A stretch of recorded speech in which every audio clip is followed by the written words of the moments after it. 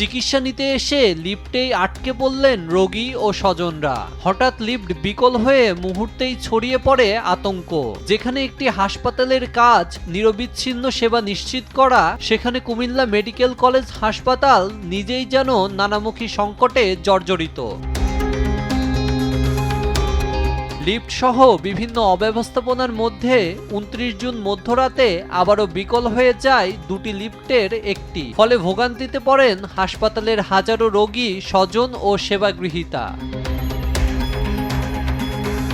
Medicine ওয়ার্ডের দুটি লিফটের একটি দীর্ঘদিন ধরে বিকল থাকায় একটি লিফটেই চলছে সব ধরনের যাতায়াত। অতিরিক্ত চাপের কারণে লিফটটিতে দেখা দিচ্ছে যান্ত্রিক ত্রুটি। হঠাৎ লিফটটি আটকে যাওয়ায় আতঙ্কে তারা চিৎকার করলে বাইরে থাকা লোকজনও ছুটে আসে। হাজারো রোগীর ভরসা এই হাসপাতালে জরুরি সেবা নির্বিঘ্ন রাখতে দ্রুত লিফট সংস্কার বা নতুন লিফট স্থাপনের দাবি জানিয়েছেন রোগী ও স্বজনরা। নিউজ ডেস্ক, দেশ টিভি।